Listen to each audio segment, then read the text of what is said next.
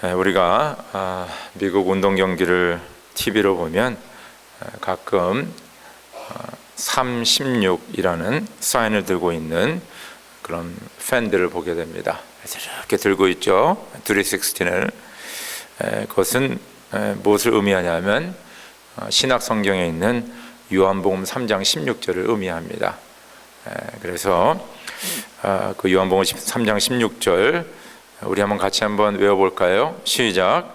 하나님이 세상을 이처럼 사랑하사 독생자를 주셨으니 이는 저를 믿는 자는 멸망치 않고 영생을 얻게 하려 함이라. 아멘입니까? 네. 이 성경 구절은 우리 예수를 믿는 기독교 신앙에 아주 중요한 우리의 믿는 바를 아주 한 절로 요약한 그런 구절입니다. 예를 들어서 우리는 하나님을 믿습니다. 그래서 하나님이 그렇죠?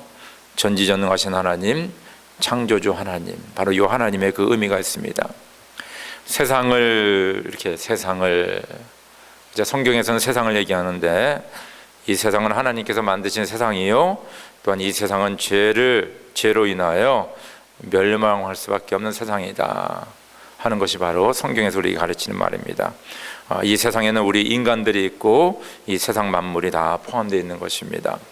그런데 하나님께서는 이 세상, 죄 많은 이 세상을 사랑하셨다는 거지만 사랑. 그래서 성경 보니까 하나님은 사랑이시다 그랬죠. 그러니까 사랑하는 하나님, 하나님이 이 세상을 지으셨는데 이 세상이 하나님을 떠나고 죄를 졌는데 그럼에도 불구하고 하나님은 이 세상을 사랑하신다. 그렇죠? 그 사랑이 현실로 구체적으로 나타난 것이 바로 하나님이 세상을 이처럼 사랑하사 누구를 보냈어요? 독생자 예수를 이 땅에 보내셨다. 독생자 예수를 이 땅에 보낸 이유는 죄로 인하여서 죽을 수밖에 없고 멸망받을 수밖에 없는 이 사람들을 구원하기 위하여서, 그것이 바로 사랑의 하나님이 그 사랑을 실천하시는 겁니다. 그래서 예수께서는 십자가에 달려 돌아가시고 사흘 만에 부활하신 것입니다. 그래서 그 결과가 뭐냐 하면 저를 믿는 자는, 바로 하나님께서 예수를 이 땅에 보내셔서 나의 죄를 위해 돌아가시고 또 사흘 만에 부활하시고 그 예수 그리스도를 믿는 자는 멸망치 않고 영생을 얻는다. 그 예수를 나의 삶의 주인과 구원자로 영접한 자들에게는 바로 영생이 주어진다라는 그 말씀, 그것이 바로 우리가 믿는 기독교 신앙입니다. 바로 이 부분, 저를 믿는 자는 멸망치 않고 영생을 얻는다는 것이 은혜라는 부분이에요. 은혜. 그렇죠? 은혜. 하나님의 사랑에서 우리에게 독생자 예수를 주셨는데 그 예수를 받아들이는 자들에게는 은혜가 주어지는데, 선물이 주어지는데 그것이 바로 영원한 생명이다라고 성경은 우리에게 말씀하고 있습니다. 은혜는 헬라어로 카리스인데 바로 선물이라는 뜻입니다. 그래서 성경에서 하나님의 은혜를 얘기할 적에는 하나님의 선물이며 그 선물 안에는 하나님의 생명이 있고 평강이 있고 기쁨이 있고 의식주도 있고 모든 것이 그 안에 있는 것을 말씀하고 있습니다. 그래서 하나님의 은혜가 차고 넘치는 자, 곧 이 하나님의 그 사랑과 그 풍성함이 차고 넘쳐서 그것을 남에게 막 베푸는 사람들, 하나님의 은혜를 베푸는 사람들을 가르쳐서 카리스마가 넘친다, 그렇게 얘기하는 겁니다. 그러니까 세상에서의 카리스마와 좀 다르죠. 세상에서는 막 앞장서 가지고 막 나를 따르라 막 이렇게 막 좀 파쇼적인 그런 사람들을 카리스마가 많다 그러는데 성경의 카리스마는 그게 아닙니다. 예수님께서는 그런 적도 없으시고요. 예수님은 그 하나님의 그 사랑과 그 생명을 그냥 많이 나눠주셨어요. 그래서 이 세상에서 가장 카리스마가 많으신 분이 바로 예수 그리스도십니다. 그것이 바로 은혜가 충만한 자입니다. 예수님 사역 가운데 이런 사건이 있었습니다. 요한복음 8장 2절에서 5절에 나오는데 제가 읽어드릴게요. 이른 아침에 예수께서 다시 성전에 가시니 많은 백성이 그에게로 모여들었다. 예수께서 앉아서 그들을 가르치실 때 율법학자들과 바리새파 사람들이 간음을 하다가 잡힌 여자를 끌고 와서 가운데 세워놓고 예수께 말하였다. 선생님, 이 여자가 간음을 하다가 현장에서 잡혔습니다. 모세는 율법에 이런 여자들을 돌로 쳐 죽이라고 우리에게 명령하였습니다. 근데 선생님은 뭐라고 하시겠습니까? 그죠? 이게 대단한 거죠. 그 여자가 간음의 현장에서 붙잡혀서 예수님 앞에 놓였고, 사람들은 모세 율법에 의하면 돌로 쳐 죽이라고 하는데 도대체 선생님은 어떻게 할 것입니까? 예수님은 그 당시 유대인의 법에 합한 재판, 곧 사형이라는 그 형의 요구를 받고 있었습니다. 당신도 그래야 되지 않습니까? 그때 계속 읽으면 예수님께서 땅에 무언가 쓰십니다. 그 다음에 말씀하시기를 너희 가운데 죄가 없는 자가 먼저 돌을 던져라, 그렇게 얘기합니다. 그리고 또 이렇게 약간 엎드셔서 땅에 뭔가 씁니다. 그러니까 그 여자를 붙잡아왔고 여자를 정죄하던 사람들이 다 하나둘씩 떠나고 그 자리에 없습니다. 아마 그 예수님께서 도대체 이 땅에 뭘 썼는가, 아마 그것이 우리가 하늘나라 가서 이렇게 물어볼 것 중에 하나입니다. 도대체 무엇을 쓰셨습니까? 근데 사람들이 다 떠났어요. 그러면서 11절에 예수님이 이렇게 말합니다. 너를 정죄하는 자가 어디 있느냐? 다 떠났습니다. 없습니다. 그러면서 주님께서 말씀하시기를 나도 너를 정죄하지 않는다. 가서 이제부터는 다시는 죄를 짓지 말아라. 그렇죠? 예수님께서는 죽을 수밖에 없는 그 여인을 구원해 주십니다. 그 죄인이죠. 구원해 주십니다. 그러면서 그녀로 하여금 이제 새로운 삶을 살 수 있는 기회도 주신다는 것입니다. 이게 놀라우죠. 너는 가서 다시는 죄를 짓지 말고 새로운 삶을 살아라고 그녀에게 기회를 주십니다. 이것이 바로 은혜입니다. 예수님께서 그녀에게 베푸는 넘치는 하나님의 은혜라는 것입니다. 그녀가 잘한 게 없어요. 죄 짓다가 붙잡혀 왔고요. 죽을 수밖에 없는 그런 상황인데 주님께서는 뭡니까? 그녀를 벌하지 아니하시고 도리어 살려주시고 새로운 삶을 살 수 있는 기회를 그녀에게 주었다는 것입니다. 그녀는 주님께 하나님의 넘치는 은혜를 받았습니다. 죽음에서 생명으로 그녀의 삶은 옮겨졌다는 것입니다. 사도 바울은 지금 에베소 교회를 담임하고 있는 디모데에게 이 디모데 전서를 쓴 겁니다. 그러면서 지난주에 우리가 서론에 대해서 좀 얘기했는데 우리가 조금 전에 잠깐 읽었지만은 계속해서 목회를 어떻게 해야 되느냐, 그런 여러 가지 일에 대해서 사도 바울이 디모데에게 구체적으로 얘기합니다. 근데 그 얘기를 시작하기 전에 사도 바울이 먼저 꺼낸 얘기는 뭐냐면 바로 예수님의 은혜라는 것입니다. 그러니까 이 디모데가 에베소 교회 담임으로서 그렇죠, 그 교회를 섬기며 말씀을 증거하고 기도하고 등등 여러 가지 일을 하는데, 아니 그 디모데 교회라는 교회가 존재하는데 그 교회가 온전히 세워가는 과정 속에서 제일 먼저 그 성도들과 담임 목사와 우리 모두가 기억해야 되는 것은 하나님의 은혜라는 것입니다. 그래서 사도 바울은 바로 자기가 받은 하나님의 은혜를 간증하면서 디모데에게 먼저 일깨워주는 것이 바로 하나님의 넘치는 은혜를 말씀하고 있다는 것입니다. 먼저 우리 하나님의 넘치는 은혜에 대해서 우리 첫 번째 한번 같이 보도록 하겠습니다. 교원에 나와 있는데 한번 타이틀을 읽어보겠습니다. 시작. 죄인을 구원하시는 하나님의 은혜. 우리 성경 구절 같이 읽을까요? 시작. 내가 전에는 회방자여 박해자여 폭행자였습니다. 그러나 그러한 행동은 내가 믿지 않을 때 알지 못하고 한 것이므로 하나님께서 나에게 자비를 베풀어 주셨습니다. 그리스도 예수께서 죄인을 구원하시려고 세상에 오셨다고 하는 이 말씀은 믿음직하고 모든 사람이 받아들일 만한 말씀입니다. 나는 죄인의 우두머리입니다. 그렇죠? 사도 바울은 지금 자기 얘기하고 있습니다. 그래서 사도 바울의 삶을 보면요, 예수 믿기 전과 예수 믿은 후의 삶이 너무 아주 그냥 선명하게 구체적으로 기록된 것을 우리가 알 수 있습니다. 사도 바울이 예수 믿기 전에는 자기는 뭐요? 회방자여 박해자여 폭행자였다, 그렇게 얘기하고 있습니다.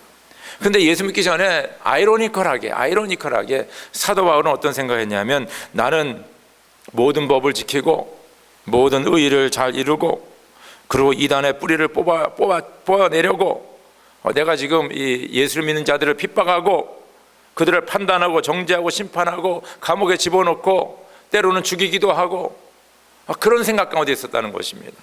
그러니까 예수 믿기 전에 그가 죄를 많이 졌는데, 그때 상황은 나는 의로운 사람이고 나는 법대로 하는 사람이고 나는 깨끗한 사람이라고 그런 착각 속에 살고 있었는데, 예수 믿고 나니까 그가 깨달은 것이 나는 해방자요 박해자요 폭행자였다. 나는 죄인입니다. 그리고 디모데전서 1장 15절 보니까 나는 죄인의 우두머리입니다. 그렇게 고백하는 것을 알 수 있습니다.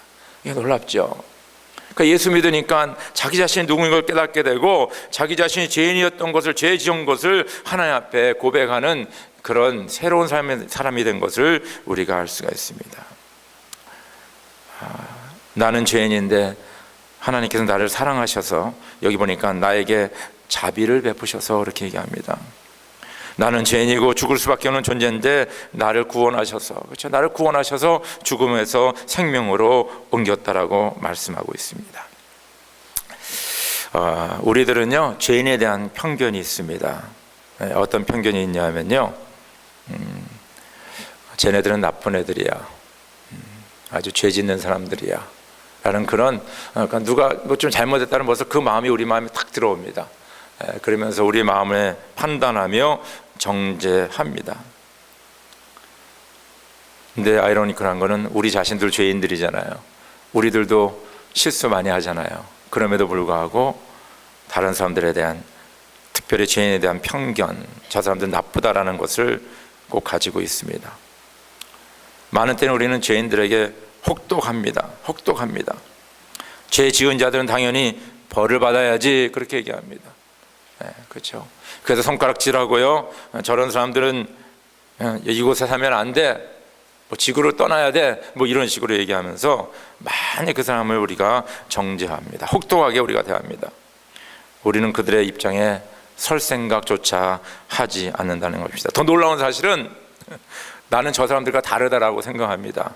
나는 선인군자야, 나는 깨끗한 사람이야, 법 없어 사는 사람이야. 그리고 그 사람과 비교하며 저 사람은 죄인이고 나는 의인이다라고 자부하며 살아가는 것이 바로 우리들입니다. 저와 여러분들입니다.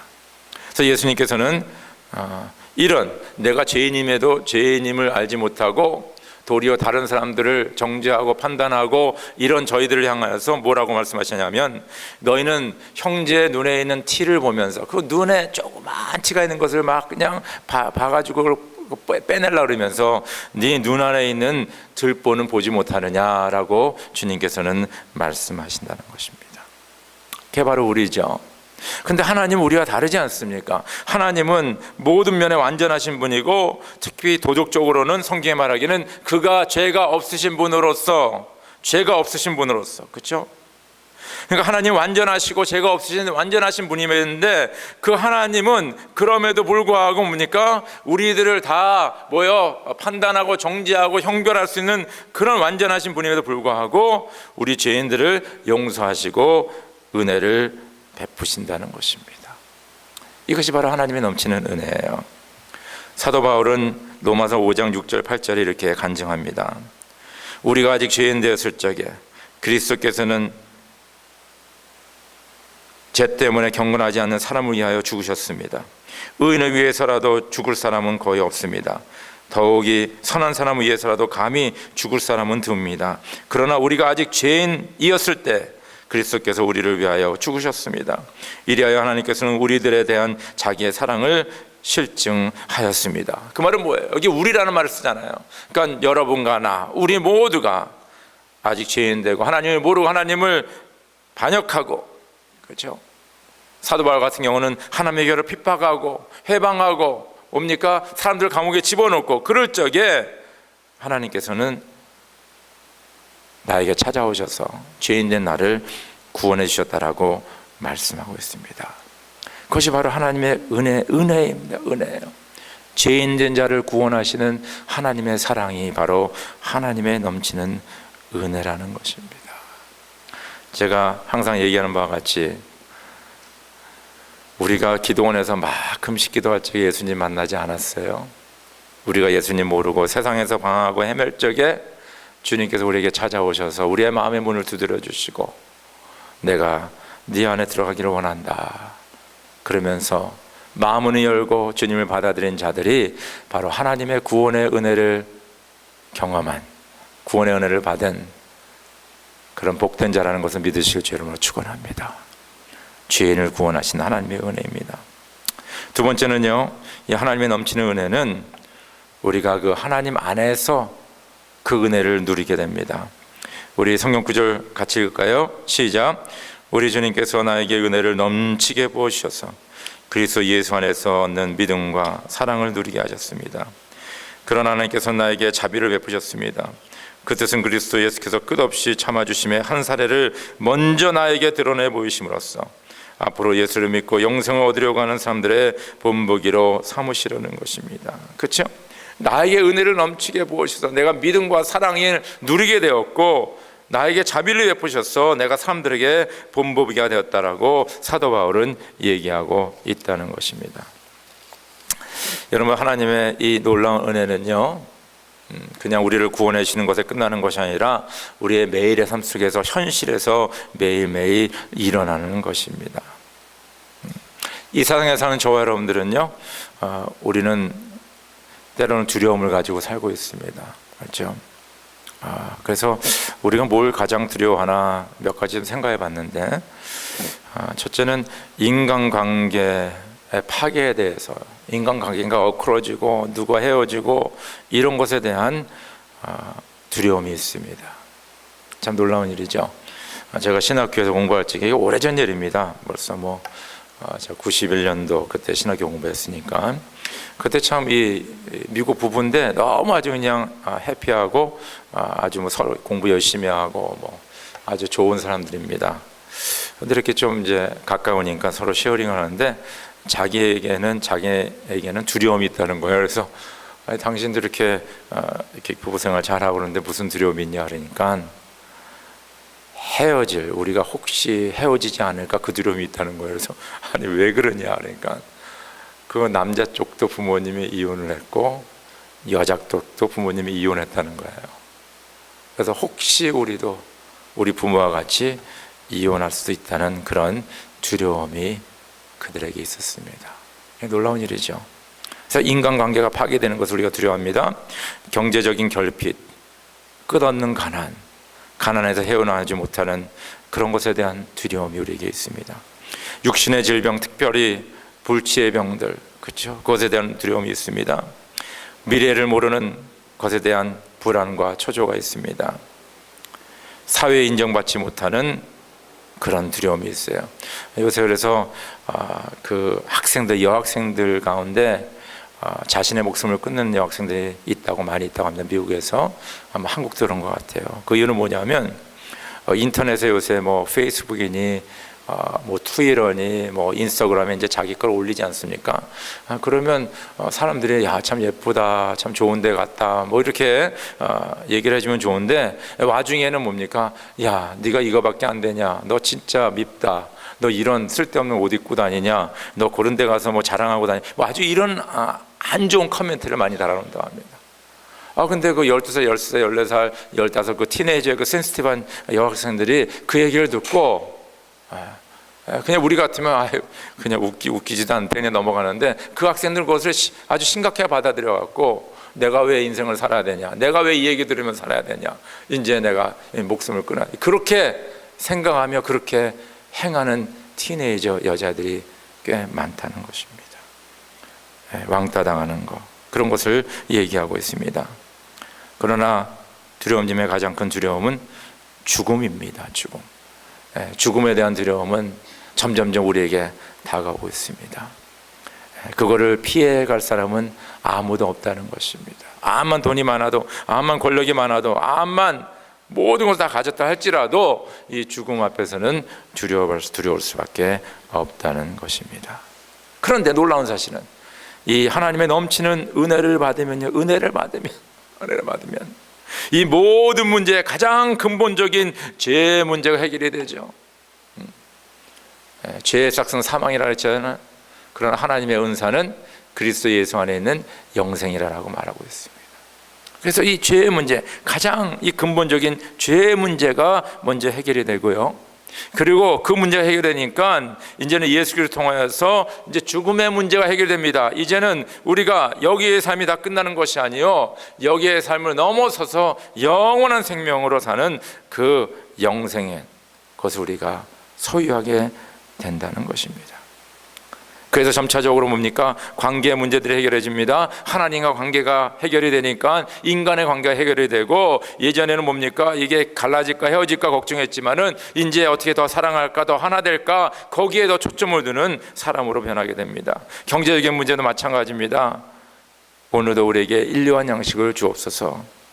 그렇죠. 빈곤 가운데서도 하나님께서 나에게 일용할 양식을 허락하심을 우리가 믿고 살아간다는 것입니다.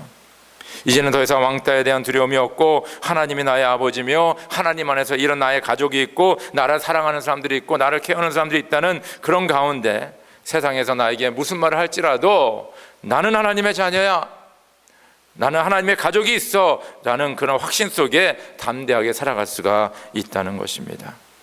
거기서 오는 하나님의 평강이 있습니다. 내가 주는 평강은 세상이 주는 평강과 달라서 세상에 빼앗아가지 못하고, 네 평강은, 내가 주는 평강은 네 마음에 영원하리라.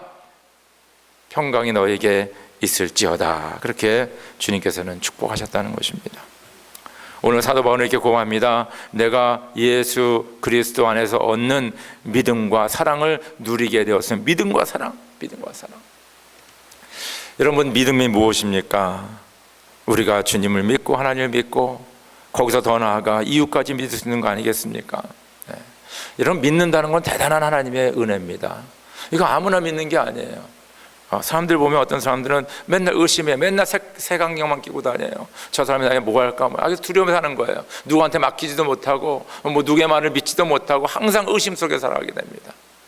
그런데 예수를 믿게 되고 하나님의 은혜를 경험하게 되면요, 이 하나님과의 관계 속에서 내가 하나님을 믿을 뿐만 아니라 사람들까지 믿을 수가 있어요. 이거 놀라운 역사입니다.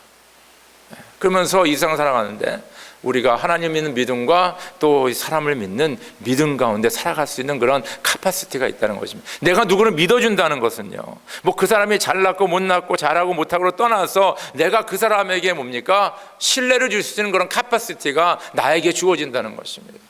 이것이 얼마나 하나님의 은혜인지 모릅니다. 사도 바울은 내가 예수 안에서 얻은 믿음과 사랑을 누리게 되었습니다.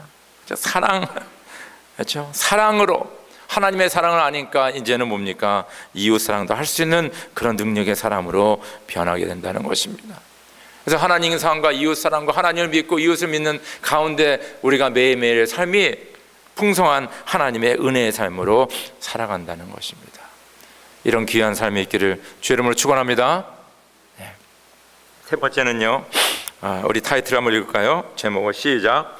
신실하게 여겨 직분을 맡기신 은혜. 같이 읽읍시다. 시작. 나는 나에게 능력을 주신 우리 주 그리스도 예수께 감사를 드립니다. 주님께서 나를 신실하게 여기셔서 나에게 이 직분을 맡겨 주셨습니다. 그렇죠? 오늘 사도 바울의 고백은 뭐냐면, 하나님께서 나에게 은혜를 베푸셔서 죄인된 나를 구원해 주셨을 뿐만 아니라 예수 안에서 내가 믿음과 사랑을 누리고 더 나아가 나에게 복음을 증거할 수 있는, 그렇죠? 이 직분을 나에게 주셨다라고 사도 바울은 지금 고백하고 있다는 것입니다. 사도 바울은 하나님을 향해서 못된 짓을 했지 않았습니까? 교회를 핍박하고 해방하고 박해하고 사람들에게 폭행하고 감옥에 집어넣고 죽이기도 했습니다. 근데 하나님은 자신을 향하여서 이렇게 죄를 많이 지은 그 사람을 구원하셔서 도리어 그 사람을 하나님의 일의 일꾼으로 세워주신다는 거예요. 그러니까 사도 바울은요, 하나님의 부르심을 받으면서 이 부분이 너무 감화감동이 되는 거예요. 너무 내가 하나님의 교회를 이렇게 핍박했는데 어떻게 나를 하나님의 교회를 세우는데 일꾼으로 세우셨냐 이거예요. 그렇지 않습니까? 네. 여러분, 세상에서는요, 죄짓고 혹은 실패하고 실수하고 제대로 실적을 못 올리면요, 잘라버립니다. 세컨 찬스를 주는 데가 거의 없어요. 한번 여러분 회사에서 일해보시고, 어디서 일하는데 여러분들이 큰 프로젝트를 맡아서 하는데 그걸 죽 썼다고 생각합시다. 그러면 사장님이 그래 내가 한 번 더 기회 주니까 자 이것도 맡아봐. 세상에는 그렇지 않습니다. 야 너 말고 할 사람 많어, 이제 그만해. 세상이 이런 곳이에요. 근데 하나님께서는요 우리에게 세컨 찬스 주시고 덜 찬스 주시고 또 우리를 부르셔서 주님의 일꾼으로 세워주신다는 것입니다. 여러분 미국에서 제일 오래된 그 감옥 선교가 뭐냐면 프리즌 펠로십이라는 그런 non-profit 오르가니제이션이 있습니다. 1976년 찰스 콜슨이라는 분이 이 오르가니제이션을 세웠는데 제가 이분에 대해서 잠깐 읽어드리겠습니다. In 1974, Charles Colson, a former top aide to President Nixon, voluntarily pled guilty to obstruction of justice on Watergate-related charge and served 7 months as a new Christian in Alabama's Maxwell Prison. 1914년도에 그 닉슨 대통령의 그 어드바이저, 그렇죠? 그 여러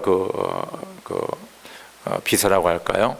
어드바이저 중에 하나인데 그 워러게이트 사건 때문에 자기 자신이 내가 그 인베스티게이션 그 조사하는 것을 내가 가로막았습니다. Obstruction of Justice, 그렇죠? 인베스티게이션. 그래서 감옥에 이제 크리스천으로서 7개월 동안 감옥에 살게 됐습니다. 그때 이분이 이제 감옥 나온 다음에 자기 자신을 썼는데 이렇게 썼습니다. In his best-selling memoir, Born Again, Chuck wrote, I found myself increasingly drawn to the idea that God had put me in prison for a purpose and that I should do something for those I had left behind. 감옥에 그저 7개월 있으면서 나중에 나온 다음에 자기 자신을 돌아보면서 마음에 자꾸 하나님께서 부담 주신 게 뭐냐면 하나님께서 나를 그곳에 보내셔서 하나님의 그 이유가 있었는데 섭리가 있었는데 바로 그들을 위해서 뭔가 하나는 하나님의 뜻이 있었다라고 그런 고백하고 있습니다. Colson emerged from prison with a new mission, mobilizing the Christian church to minister to prisoners. He founded Prison Fellowship in 1976, which has become the nation's largest Christian nonprofit serving prisoners, former prisoners and their families, and a leading advocate for criminal justice reform. In recognition of his work among prisoners, Colson received the prestigious Templeton Prize for Progress in Religion in 1993. 무슨 말이냐면 그가 거기서 나온 다음에 그가 프리즌 펠로시라는 그 기관을 세워가지고 뭡니까? 1976년에 그래가지고 그 감옥에 갇힌 자들 그리고 감옥에서 나온 자들 그들의 가정들과 또 그들을 위해 변호하는 그 일에 대해서 열심히 그가 했다는 것입니다. 그래서 1993년도에 템플턴 상을 그가 받게 됩니다. 그래서 그 프리즌 펠로시를 보니까요 5가지 중요한 그 목표를 가지고 하는데 첫째는 restoring prisoners to Christ. 그래서 그들의 발론티어라든가 목회자들을 통하여서 감옥에 갇혀 있는 자들로 하여금 예수님께 돌아올 수 있도록 복음을 증거하는 일을 성경 공부하는 일을 하고 있다는 것입니다. 넘버 2는 developing good citizens. 그곳에서 리폼이 돼가지고 리해빌리테이션이 돼가지고 좋은 사람으로 거듭날 수 있도록 그들이 돕고 있다는 것입니다. 세 번째는 그 가족들, 감옥 밖에 있는 가족들에게 그 자녀들과 children and family를 위해서 많은 그 도움을 주고 있다는 것입니다. 네 번째는 advocating for justice that restores. 그렇죠? 왜냐하면 감옥에 간 사람들 중에서 뭡니까? 그냥 조그만 경험 찢었는데 그 몇십 년을 사는 사람들도 없지 않아 있다는 것입니다. 그래서 그런 사람들 도와주고 마지막으로는 supporting returning neighbors. 다시 이 사회에 와서 적응할 수 있도록 그들이 돕고 있다는 것입니다. 놀라운 일이죠. 어떻게 이 척 콜슨, 그렇죠? 찰스 콜슨은 이 일을 할 수 있었는가? 아마 그가 그곳에서 가장 느낀 것이 자기에게 임한 하나님의 은혜라고 생각합니다. 그 은혜를 받았기에 그가 하나님의 이 부르심을 받은 거예요. 너가 그들을 위해서 일을 하라. 그리고 그는 이것을 마음에 새기고 그 감옥에 갇힌 자들을 위해서 그는 자기의 나머지 인생을 하나님께 바친 것을 우리가 알 수가 있습니다. 사도 바울이 가장 큰 영광과 기쁨과 감사는 하나님의 교회를 핍박한 나를 부르셔서 이 사도의 직분을 나에게 주셨다는 것입니다. 여러분, 우리가 교회를 섬기면서 여러분, 우리는 사도 바울의 마음을 가져야 됩니다. 내가 잘나서 하는 게 아니잖아요. 내가 똑똑해서 하는 게 아니잖아요. 내가 다른 사람보다 더 깨끗하고 도덕적으로 다른 사람보다 더 우선이라서 된 거냐? 아니잖아요.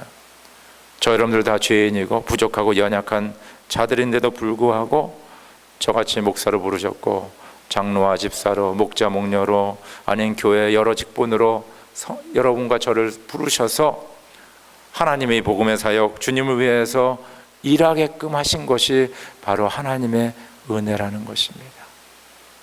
그래서 여러분들은 한번 우리 교회 열심히 일하고 봉사하더라도 사실 자랑할 것이 없어요. 왜냐하면 나의 생명을 구원하신 하나님의 은혜에 비하면 저 여러분들의 하나님의 봉사는 너무 적은 것입니다. 왜냐하면 하나님의 은혜가 너무 크기 때문에.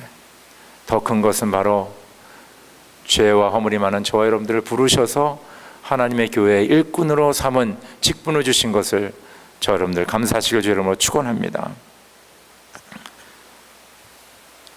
사도 바울은 목회를 하는 디모데와 또 디모데가 섬기는 에베소 교회에게 모든 신앙의 기초는 바로 하나님의 넘치는 은혜라, 그렇게 말하고 있다는 것입니다. 저희 교회는 다음 주서부터 미람에서 장로교 그 교회 건물에서 예배를 드리게 됩니다. 저는 1982년도에 이곳에 없었습니다. 그래서 이 건물을 구입하는 과정에 대해서 자세히 모릅니다. 어느 분이 얼마를 헌금했고 어떤 과정을 통해서 이 건물을 얻게 됐는지. 근데 우리 그때 건물을 구입하는 과정에 동참했던 분들 중에 이런 말씀하신 분이 있어요. 그 당시 옆에 빌딩 주인이 70만 불인가 80만 불에 이 건물을 살려고 했는데 우리 노예가 중재 역할을 해가지고 우리가 30만 불인가 40만 불인가 거의 뭐 반값도 안 되게 이 건물을 사게 됐다. 그렇죠? 그 당시 그 돈은 큰 돈 아니겠습니까? 하고 제가 얘기 들으면서 야, 이거 하나님의 은혜가 아닌가? 하나님의 은혜. 아마 우리가 돈이 펑펑 남아나가지고 그냥 막 70만, 80만 불짜리 그냥 150만 불에 그냥 탁 얹어서 우리가 사겠습니다. 그러면 아마 자랑할 게 많을 거예요. 그러나 우리가 부족해가지고 살 수 없는 그런 상황 속에 또 우리 하나님의 교회, 이 미국 장로교에서 도움을 받아서 또 이렇게 중재가 돼가지고 우리한테 이렇게 좋은 가격으로 올 수 있었던 것은 하나님의 은혜가 아닌가. 그렇죠? 또 저희가 이곳에서 37년 동안 참 감사한 것은 제가 여기 16년인 동안 우리 교회 브레이킹 해가지고 뭐 도난 당한 게 없었던 거라. 그동안 이렇게 우리가 편안하게 참 기쁘게 좋은 파실리티에서 또 교육관도 짓고 그러면서 우리가 예배드리며 아이들을 자녀 교육한 것은 너무 하나님의 은혜라는 것입니다. 그러나 이 하나님의 은혜를 받은 저 여러분들은 앞으로 미래에 또 하나님이 베푸실 그 은혜를 바라봐야 돼요. 그렇죠? 하나님은 신실하시고 하나님은 우리를 붙잡아 주시고 가장 선한 것을 주시기를 원하시고 선한 길로 인도하신 것을 우리가 왜냐하면 은혜 하나님이시니까 우리 사랑하시니까. 지금 우리가 이사가는 그 미람에서 장로교회 그곳에 예배드리는 것도 저는 하나님의 은혜라고 생각합니다. 여기에 비하면 여러 가지 조건이 좀 안 좋죠. 건물도 우리가 뭡니까 좀 좁고 교육관도 우리가 또 마음대로 이렇게 할 수 없고 여러 가지 부족한 점들이 많이 있습니다. 그럼에도 불구하고 그 연약한 가운데서도 우리를 그곳에 인도하신 하나님의 은혜를 꼭 기억하시기 바랍니다. 우리가 그 은혜를 감사하고 기도하고 주님 앞에 나갈 적에 하나님께서 또 우리에게 허락하신 꿈과 비전이 있지 않습니까? 앞으로 그 교회의 어떤 관계 속에서 우리가 어떻게 하나님께서 인도하실지 모르겠지만은 현재 우리가 들어가면서 하나의 비전 중에 하나는 바로 거기에 그 2.5에이크라는 큰 땅에 벌써 22,000 스퀘어핏 본당을 질 수 있는 그 프루프가 다 시티에서 허락을 받은 그곳에 또 하나님의 아름다운 성전을 지을 수 있는 그런 비전이 바로 그곳에서 있다는 것입니다. 전 그런 걸 볼 때 우리가 소망을 가지고 하나님의 은혜에 감사하며 하나님의 은혜를 의지하며 나아갈 적에 우리가 그곳에 이전하는 것이 두려움과 떨림이 아니요 담대함과 하나님 안에서의 소망이라는 것을 믿으시오 주님으로 축원합니다. 우리 모두는 하나님의 넘치는 은혜를 받은 사람들입니다. 우리는 그 은혜 안에서 살며 믿음과 사랑의 은혜를 누리며 그리고 우리에게 주신 이 직분을 가지고 주님의 몸된 교회와 하늘나라를 위하여서 수고하는 헌신하는 우리 모두가 되기를 주의 이름으로 축원합니다. 우리 다 함께 기도드리죠.